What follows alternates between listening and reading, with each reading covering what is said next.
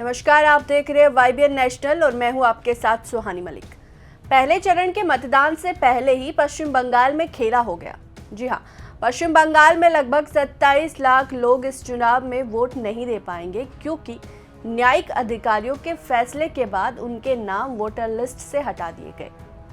पश्चिम बंगाल के मुख्य चुनाव अधिकारी यानी कि CEO मनोज कुमार अग्रवाल ने कहा कि पहले चरण के लिए वोटर लिस्ट आधी रात को फ्रीज कर दी जाएगी।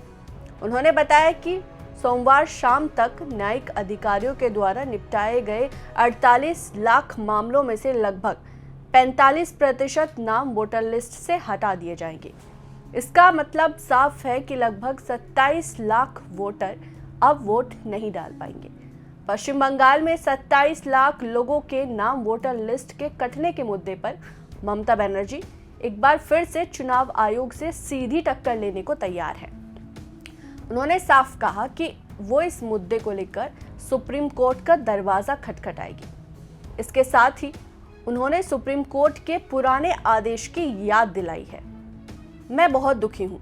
पश्चिम बंगाल की मुख्यमंत्री और TMC सुप्रीमो ममता बनर्जी ने भी इसी भावुक बयान के साथ चुनावी माहौल के बीच बड़ा सियासी मुद्दा खड़ा कर दिया है। भवानीपुर सीट से नामांकन दाखिल करने के बाद ममता ने साफ संकेत दिए हैं कि वो करीब 27 लाख मतदाताओं के अधिकार को लेकर एक बार फिर से सुप्रीम कोर्ट का दरवाजा खटखटाएगी और इस मुद्दे पर चुनाव आयोग से सीधी टक्कर लेने को तैयार है। माना जा रहा है कि ED बनाम IPAC वाले मामले की तरह इसमें भी वो सुप्रीम कोर्ट में खुद दलीलें रख सकती है।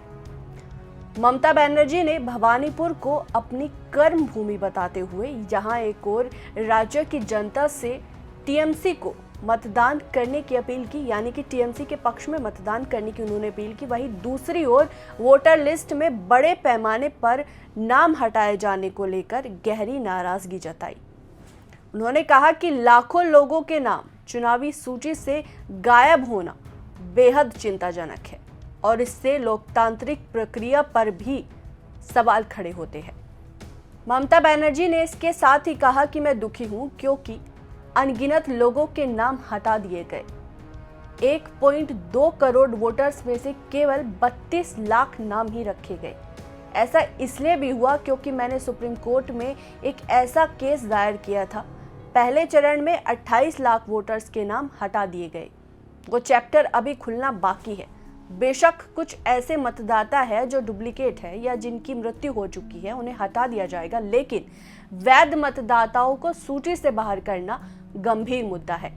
TMC चीफ ने खास तौर पर उन 27 लाख वोटर्स का जिक्र किया जिसका मामला अभी विचाराधीन है और जिन्हें अब तक वोट देने का अधिकार नहीं मिला है।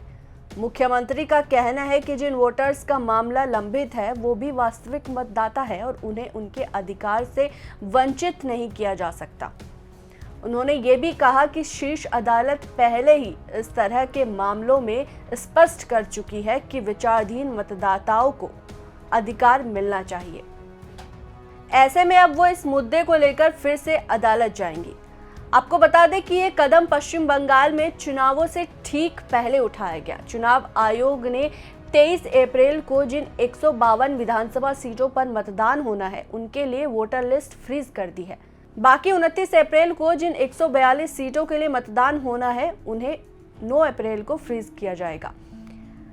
पहले ही SIR एक बड़ा चुनावी मुद्दा बना हुआ है और 90 लाख नाम हटने से विवाद और बढ़ गया है। अब देखना होगा कि चुनाव पर इसका क्या असर पड़ता है।